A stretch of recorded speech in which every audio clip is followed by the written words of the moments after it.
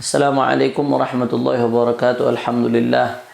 Wassalatu wassalamu ala Rasulillah sayyidina Muhammad ibn Abdullah wa ala alihi wa sahbihi wa man walah. Amma ba'd. Ahibba'il kiram, alhamdulillah kita bisa bertemu lagi dalam kesempatan ini dalam rangka menuntut ilmu, mengambil warisannya baginda Nabi Muhammad sallallahu alaihi wasallam. Kemarin kita telah jelaskan sebagian daripada hal-hal yang membatalkan puasa. Saya flashback sedikit ke belakang. Hal-hal yang membatalkan puasa ada dua, ada muhbitat, ada mufattirat.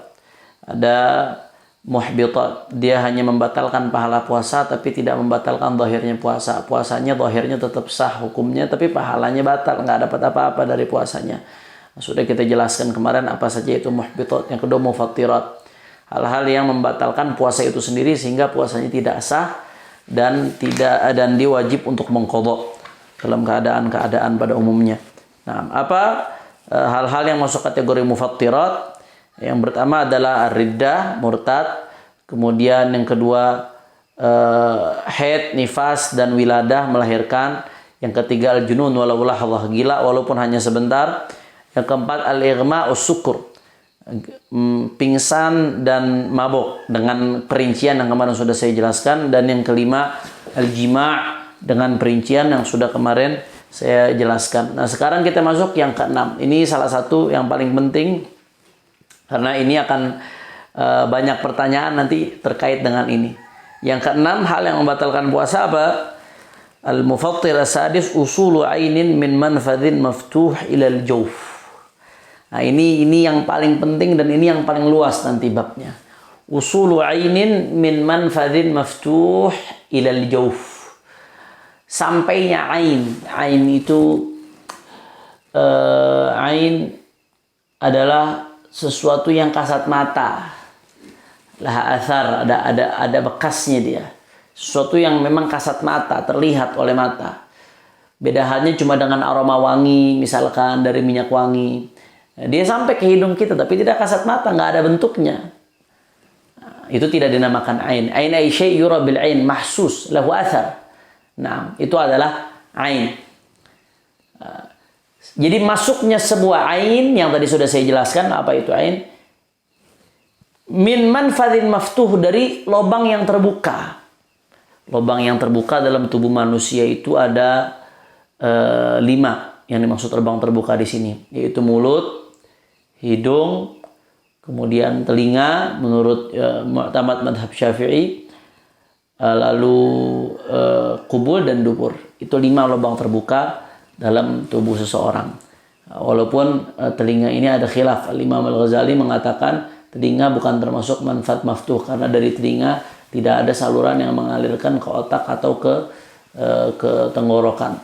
Itu menurut Imam Al-Ghazali radhiyallahu alaih, sehingga beliau mengatakan tetes kuping itu tidak batal. Obat tetes kuping tidak batal. Tapi mayoritas ulama madhab Syafi'i mengatakan bahwasanya telinga masuk kategori manfaat maftuh, yang manakala masuk ke batinnya sesuatu maka itu bisa membatalkan puasa.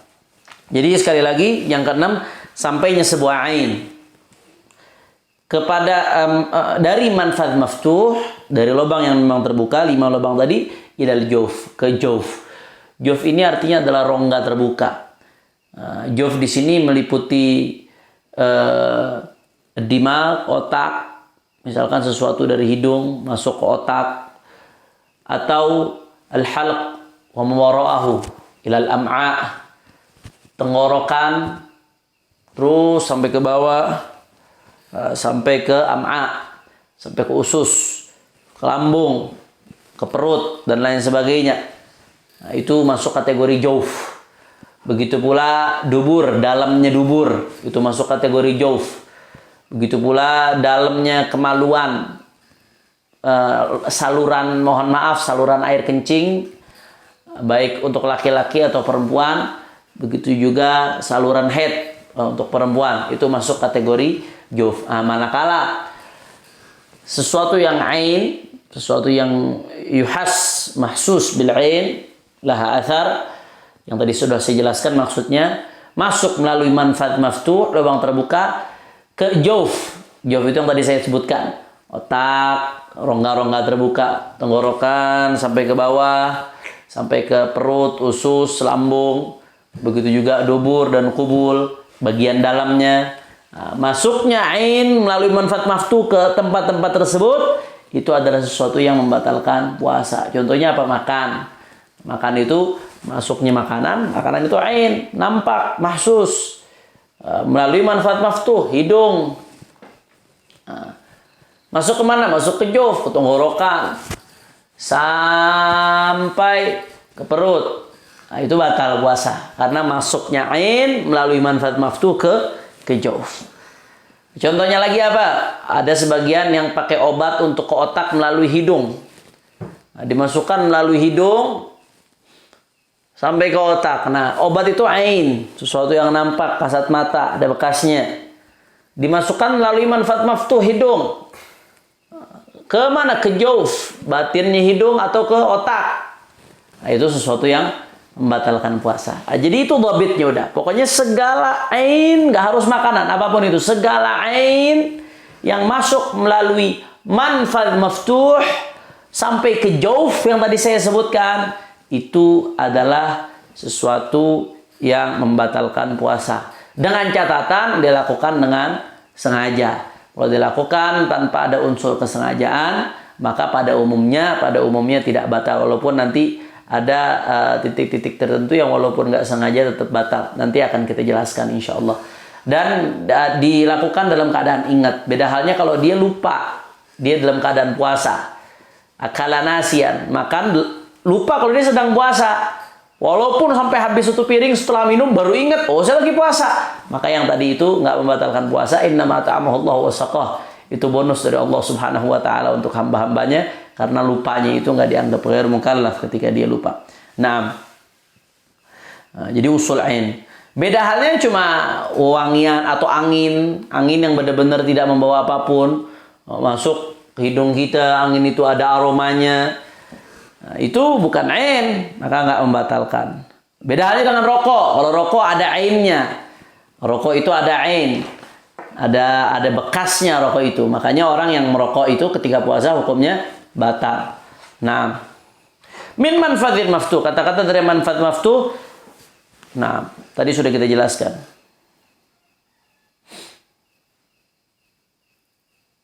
Nah, itu dhabit. Tinggal diterapkan ke semua gambaran-gambarannya. Apapun itu, apapun yang namanya ain, kalau masuk dari manfaat maftuh kepada jawf, maka membatalkan puasa selama tidak dalam keadaan lupa. Nah, mata, bagaimana kalau masuk dari mata? Obat tetes mata misalkan. Mata menurut mu'tamad mazhab Syafi'i bukan termasuk manfaat maftuh. Sehingga andai kata masuk melalui mata, misalkan seperti obat tetes mata, itu menurut pendapat yang mu'tamad tidak membatalkan puasa. Nah, kemudian di sini ada beberapa masalah yang terkait dengan ini. Contoh permasalahan masalah suntik, bagaimana membatalkan puasa atau tidak? Silakan cek, saya sudah bahas di salah satu video secara detail. Di situ ada 4 pendapat ulama dalam masalah ini. Ada yang mengatakan batal sama mutlakon, ada yang mengatakan tidak batal apapun keadaannya yang namanya suntik karena dia bukan dari manfaat maftuh, dibuat lubang itu. Ada yang mengatakan kalau suntiknya ke urat batal, tapi kalau suntiknya ke daging atau ke otot tidak batal. Ada lagi ulama yang mengatakan tergantung apa suntikannya. Kalau suntikannya untuk obat nggak batal, tapi kalau suntikannya untuk makanan, protein, gizi maka batal. Nah, itu saya sudah jelaskan dalam salah satu video, silakan Anda bisa melihat. Itu termasuk masalah yang berkait dengan ini. Nah, kemudian ada yang bertanya, yang sering bertanya, Habib, bagaimana hukumnya orang nelen reak, dahak, mukhamah, balgham? Bagaimana hukumnya orang nelen reak atau dahak? Bagaimana hukumnya? Maka di sini dilihat, ada tafsir. Dilihat. Kalau reak itu sudah sampai ke zahir, jadi reak itu kan diambil dari dalam. Sudah sampai ke zahir, had zahir, batasan zahir, maka batal puasanya kalau ditelan lagi. Dia harus dikeluarkan. Kalau ditelan lagi batal hukumnya. Tapi kalau dia masih di haddul batin, batasan batin, maka tidak batal. Batas zahir, batas batinnya seperti apa? Ulama memberikan kita batasan-batasannya dengan hal yang gampang kita bisa deteksi, yaitu makhrajul huruf. Batas zahir itu apa? Makhraj huruf ha. Maaf, bukan ha, kha. Makhraj huruf kha. Nah, kita bisa tahu tuh adanya di mana ketika kita bicara kha. Nah, kita tahu posisinya di mana. Nah, kalau reaknya atau dahaknya sudah sampai kha dari luar, kemudian kita telan lagi, maka hukumnya batal. Kalau sudah sampai had zahir, dia harus dikeluarkan, harus dibuang. Reak atau dahak. Nah, kalau baru sampai kha, kalau udah sampai kha, ditelan lagi, maka hukumnya batal. Kenapa? Karena dia sudah sampai zahir, batasan zahir kha. Nah, beda halnya kalau udah sampai ha besar, sampai ke makhraj ha, tempat keluarnya huruf ha. Nah, kalau ditelan lagi maka nggak batal. Kenapa? Nah, karena itu masuk batin dia, bagian dalam. Ha. Nah, kalau ha bagaimana ha? Kalau kha di atas, ha di bawahnya, ha di bawahnya lagi. Jadi di tengah-tengah ada ha. Bagaimana kalau dahaknya sudah sampai makhraj huruf ha, tempat keluarnya huruf ha? Maka di sini ada khilaf antara Imam Nawawi dan Rafi'i. Menurut Imam Nawawi, ha ini udah haddul zahir. Sehingga kalau reak udah sampai makhraj ha, ditelan lagi, batal puasanya. Nah, tapi menurut Al-Imam Rafi'i, Al-Imam Rafi'i dan Imam Nawawi khilafnya kuat berarti kalau khilaf antara Nawawi Rafi'i. Menurut Al-Imam Rafi'i, ha ini masih kategori had batin, dia masih batin. Artinya apa? Kalau sampai makhraj ha ini reak kemudian ditelan lagi, maka tidak batal karena belum sampai ke zahir. Yang batal itu kalau sudah sampai haddul zahir, batasan zahir, kemudian ditelan lagi ya. Jadi ulama ngasih ciri yang gampang. Ulama nggak nyebutkan bagian sini dari tenggorokan, bagian sini lalala. Kita akan sulit mendeteksi. Cukup dikasih tahu makhraj. Ketika kita nyebutin kha itu di mana keluarnya? Berasa. Masing-masing kita berasa. Begitu juga ketika nyebut ha itu berasa adanya posisi di mana. Begitu juga kalau kita nyebut ha itu berasa agak ke bawah. Nah, kalau udah sampai zahir yaitu kha, ditelan lagi batal. Nah, kalau baru sampai ha, maka ulama sepakat ditelan lagi nggak batal. Tapi kalau udah sampai huruf ha, menurut Al-Imam Nawawi, ha itu sudah zahir. Sehingga kalau ditelan lagi batal. Tapi menurut Al-Imam Rafi'i, tidak batal. Kalau udah sampai ha ditelan lagi tidak batal. Karena dia masih batin. Nah, itu yang berkaitan dengan masalah reak. Ada juga yang bertanya, Beb, bagaimana dengan masalah ludah, Beb? Ludah dengan reak kan beda, ludah dengan reak. Ludah dengan reak, dengan dahak itu dua hal-hal yang berbeda. Ludah bagaimana hukumnya? Saya sudah jelaskan dalam salah satu video saya. Silahkan Anda lihat. Silahkan Anda lihat, Anda cek. Di channel yang sama, Pecinta Habib Rizik. Nah, kemudian bagaimana kalau ketika kita mandi nih tanpa sengaja ada air yang masuk, lagi mandi siang hari bulan Ramadan, tanpa sengaja ada air yang masuk, ketelan atau masuk lewat kuping misalkan, atau ketelan air tersebut, bagaimana hukumnya? Tanpa disengaja ya. Kalau disengaja sepakat batal. Disengaja lagi mandi sengaja nelen air, sepakat batal. Ini tanpa disengaja ketelan airnya. Bagaimana hukumnya? Di sini dilihat. Ada kalanya mandi itu mandi yang memang diperintahkan oleh syariat. Ada kalanya mandinya bukan mandi yang memang diperintahkan secara khusus oleh syariat. Contoh mandi yang diperintahkan oleh syariat seperti orang yang mandi wajib, misalkan suami istri berhubungan sebelum sahur. Ketika sahur belum sempat mandi, baru mandinya setelah azan subuh. Nah, itu kan mandinya dia mandi yang memang diperintahkan oleh syariat, mandi wajib. Atau seperti mandi di hari Jumat. Seorang yang ingin berangkat sholat Jumat disunahkan untuk mandi ghusli sunnatil Jum'ah. Mandi sunnah Jumat itu sangat disunahkan. Nah, itu salah satu mandi yang diperintahkan oleh syariat. Ada lagi mandi yang ya syariat nggak merintahkan tapi membolehkan saja. Contohnya apa ya, mandi kita sehari-hari. Itu bukan mandi yang secara khusus diperintahkan oleh syariat. Nah, maka tadi dilihat ketika nggak sengaja kemasukan air, itu mandinya mandi yang bagaimana? Kalau mandinya memang mandi yang diperintahkan oleh syariat, ma'murun bihi syar'an, memang diperintahkan baik secara wajib atau secara sunnah, maka kalau tanpa sengaja ketelan atau air itu masuk, maka tidak batal. Tidak batal. Nah, beda halnya kalau dia mandinya nyelam.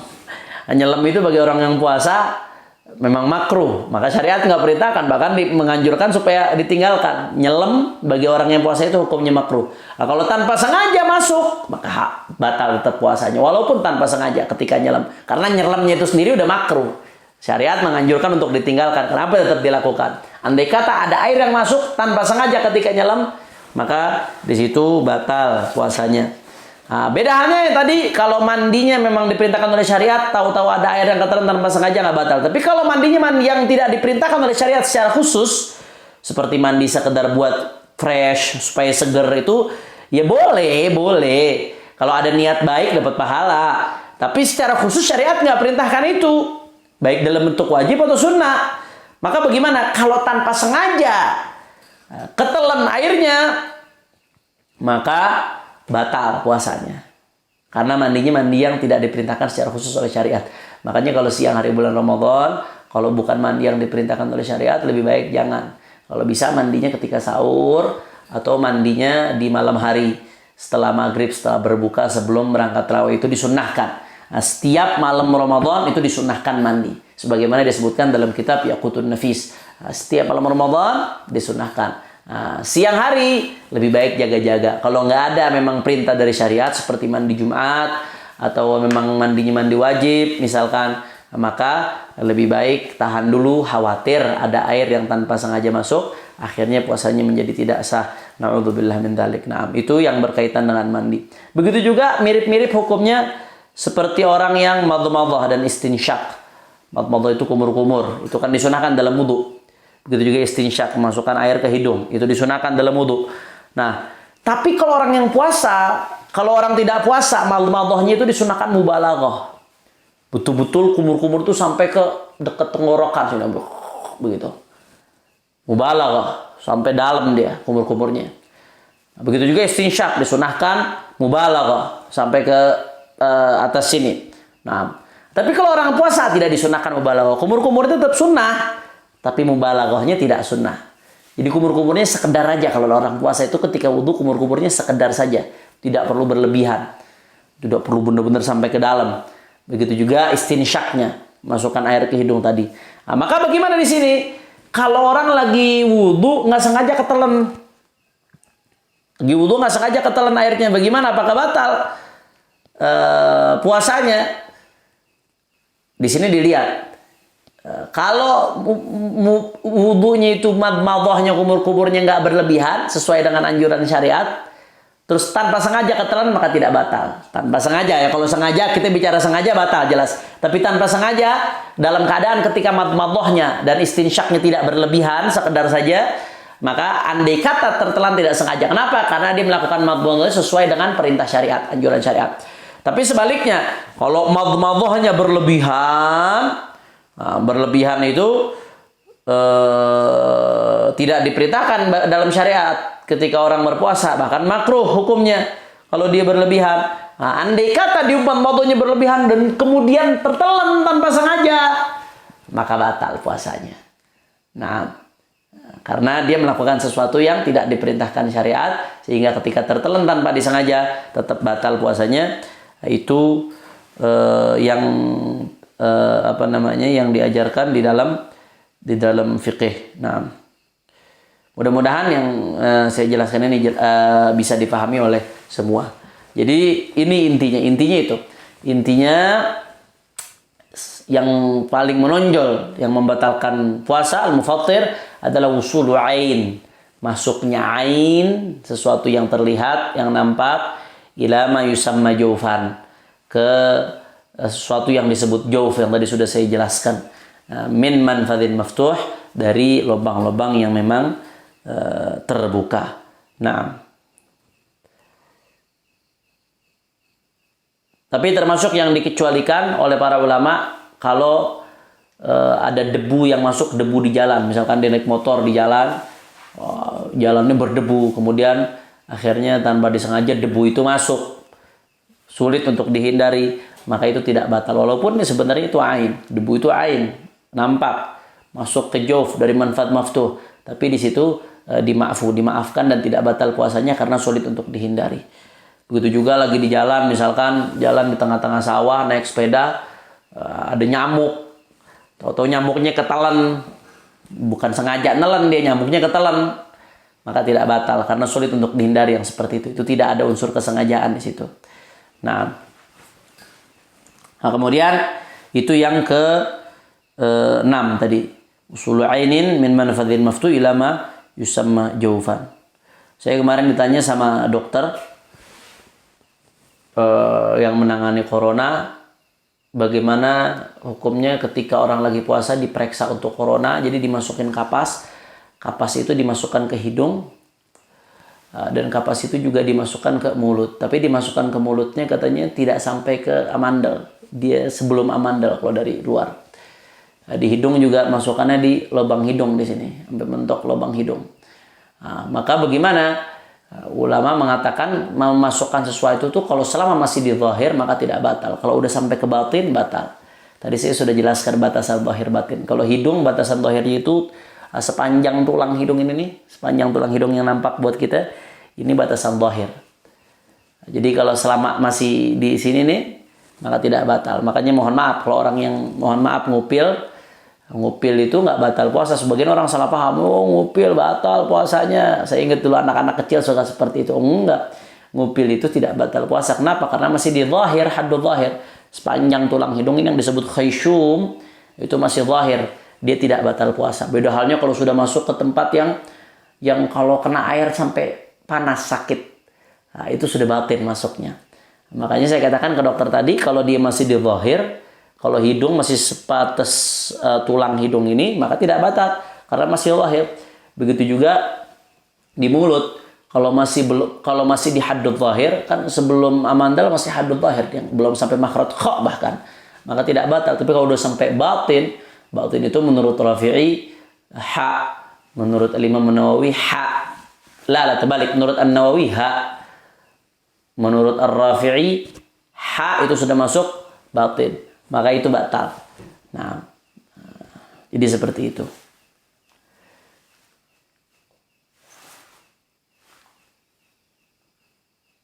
Nah, itu yang keenam. Kemudian yang ketujuh al-mufattir as-sabi' al-istibna. Itu mengeluarkan mani. Mengeluarkan mani hukumnya batal. Orang yang mengeluarkan mani baik dengan tangannya sendiri, dan itu haram, termasuk dosa, na'udzubillah min dzalik, atau menggunakan tangan istrinya. Aslinya kalau tidak dalam keadaan puasa mengeluarkan mani dengan tangan istrinya boleh-boleh saja. Ini hukum, mohon maaf, dengan tangan istrinya boleh-boleh saja. Dengan tangan sendiri hukumnya haram, tidak boleh. Nah, mengeluarkan mani dengan tangan sendiri atau dengan tangan istrinya ketika sedang dalam keadaan puasa itu hukumnya membatalkan puasa. Nah, lalu bagaimana hukumnya kalau orang keluar mani dia nggak mengeluarkan, cuman karena dia mungkin lemah syahwat atau bagaimana, gara-gara melihat saja sudah batal, atau gara-gara membayangkan sesuatu saja, mohon maaf bukan batal, gara-gara melihat saja sudah keluar mani, atau gara-gara membayangkan sesuatu saja sudah keluar mani, atau gara-gara menyentuh sesuatu, dia nyentuh sesuatu karena syahwat keluar mani, maka bagaimana? Di sini dilihat. Nah, dijelaskan di sini.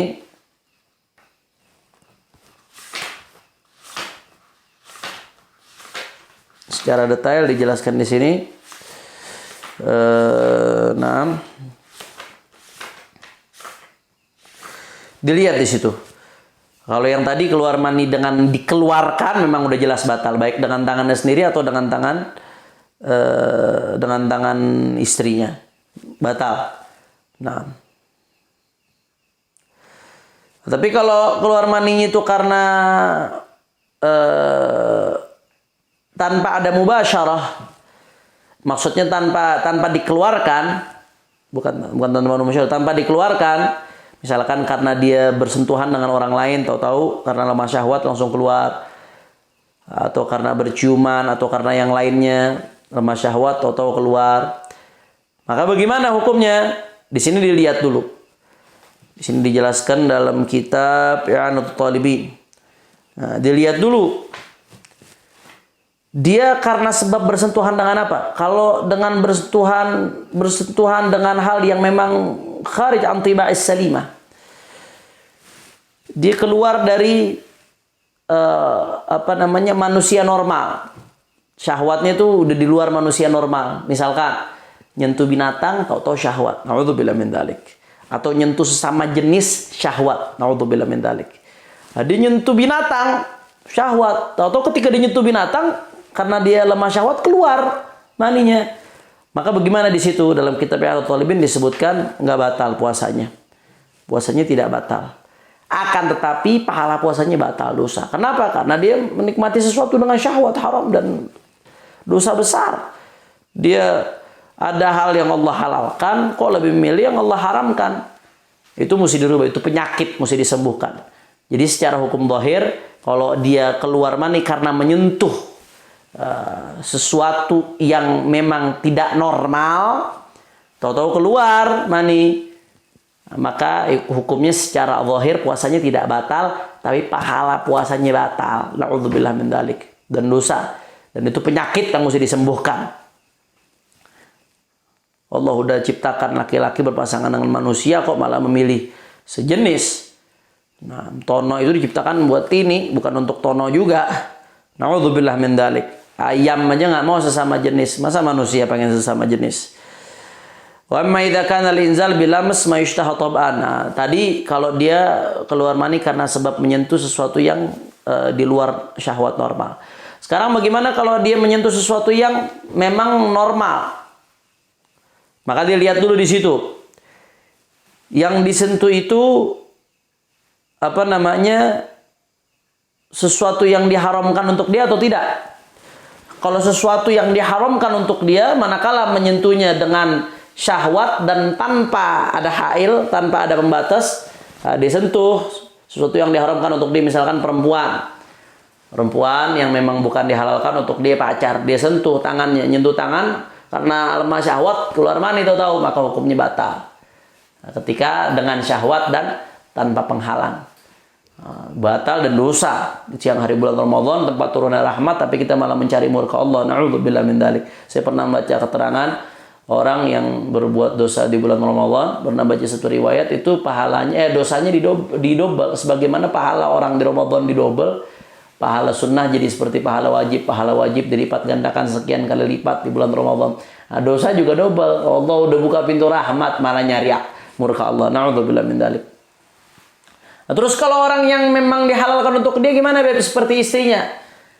Nah, maka kalau dia nyentuh istrinya atau karena lemah syahwat keluar mani, maka di sini batal puasanya. Batal puasanya dengan catatan nyentuhnya itu tanpa penghalang, jadi langsung ke kulit. Beda halnya kalau ada penghalang, maka puasanya nggak batal, tapi dia dosa. Karena nggak boleh melakukan sesuatu yang ada syahwat di situ ketika Ramadan, tidak boleh. Dia tidak batal. Kalau ada penghalang nggak batal. Tapi kalau tanpa penghalang, disentuh istrinya atau karena lemah syahwat keluar mani, maka batal. Ini saya bicara bukan dikeluarkan ya. Karena lemah syahwat dia keluar sendiri. Beda halnya kalau dikeluarkan. Kalau dikeluarkan sepakat ulama batal. Dikeluarkan. Mazhab Syafi'i sepakat batal dan jumhurul ulama sepakat batal. Illa man syadza. Kecuali yang syad kalau dikeluarkan. Tapi kalau karena sentuhan itu tadi hukumnya. Nah, karena dia nyentuhan, tahu-tahu keluar sendiri. Nah, kemudian bagaimana hukumnya orang yang keluar mani karena sebab nazar? Karena ngelihat sesuatu lemah syahwat, sesuatu yang memang dia lemah syahwatnya. Tahu-tahu bangkit syahwat tersebut karena ngelihat sesuatu, tahu-tahu keluar. Atau karena memikirkan sesuatu, tahu-tahu keluar. Hukumnya bagaimana? Dilihat di situ. Kalau memang dia biasa hanya dengan melihat keluar, tahu-tahu sekarang keluar, dia udah tahu. Dia kalau ngelihat tuh bisa keluar, tahu-tahu kelihatan lagi puasa, maka batal. Tapi kalau biasanya nggak seperti itu, Tapi tahu-tahu keluar, maka batal. Na'udzubillah min dzalik. Maka tidak batal. Biasanya nggak keluar, tahu-tahu saat ini keluar, maka hukumnya tidak batal. Tapi tolong jangan dipotong ya omongan saya. Tapi walaupun puasanya nggak batal, yang tadi itu gambaran kedua, puasanya tidak batal, itu orang yang biasanya dengan cuma ngelihat tidak keluar. Tahu-tahu ketika puasa dia ngelihat keluar tiba-tiba, hanya dengan melihat saja. Nah, tapi yang seperti ini, walaupun puasanya zahirnya tidak batal, tapi pahala puasanya gugur karena dia melihat apa yang diharamkan oleh Allah Subhanahu wa taala. Dan hati-hati orang-orang yang nonton video-video porno itu penyakit yang mesti disembuhkan. Orang ketagihan, kalau udah nonton begitu tuh ketagihan, jadi penyakit, ada setannya. Dia akan terus-terusan. Na'udzubillah min dzalik. Itu penyakit yang harus disembuhkan. Bahkan orang yang nonton video porno itu bisa fasik. Na'udzubillah min dzalik. Apalagi di bulan Ramadan, bulan yang mulia. Na'udzubillah min dzalik. Jadi walaupun hukum zahirnya dia tidak batal, tapi secara pahala puasanya udah gugur, muhbitat. Bahkan dia dia meletakkan dirinya pada murka Allah Subhanahu wa taala. Na'udzubillah min dzalik. Sekali lagi saya ulangi, mereka yang keluar mani disebabkan karena nazar atau fikir. Nah, di Hasyiah Abu Jaram ini disebutkan hukumnya. Begitu juga di I'anatul Talibin. Orang yang keluar mani karena nazar atau fikir, karena ngelihat sesuatu tahu-tahu di keluar mani, atau karena berfikir, berhayal sesuatu yang jorok tahu-tahu keluar mani, tanpa dia pegang, tanpa dia keluarkan, dilihat hukumnya. Kalau memang kebiasaan dia hanya dengan keluar, hanya dengan melihat dia keluar, maka hukumnya batal. Atau dia biasanya enggak seperti itu, tapi sengaja dilihat terus-terusan, qarraran nazar, diulang-ulang dilihat terus sampai keluar, maka batal. Tapi kalau yang biasanya dia nggak batal, tahu-tahu kali ini begitu ngelihat keluar. Biasanya nggak keluar, mohon maaf, bukan nggak batal. Biasanya nggak keluar, tahu-tahu kali ini begitu ngelihat sesuatu langsung keluar, maka hukumnya puasanya tidak batal, tapi pahala puasanya batal dan dirusak. Jangan sampai kita menyebabkan hal-hal yang menyebabkan murka Allah Subhanahu wa taala. Na'udzubillah min dzalik. Nah, kemudian itu masalah-masalah yang berkaitan dengan keluar mani. Nah, kemudian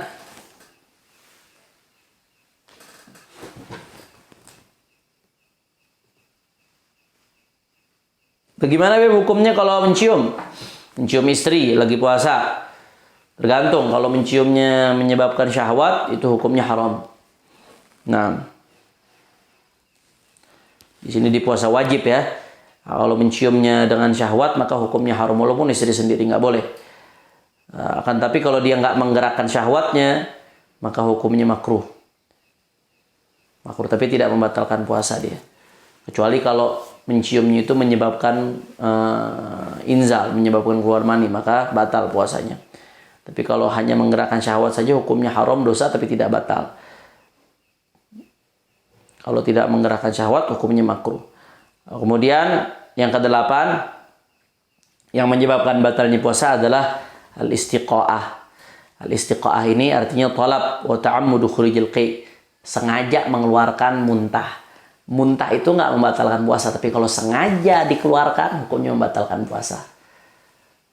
Muntah tidak batalkan puasa, manakala tanpa disengaja. Tapi kalau sengaja dibuat muntah, dikorek-korek supaya muntah, atau sengaja cari bau yang bikin dia enak supaya muntah, itu membatalkan puasa.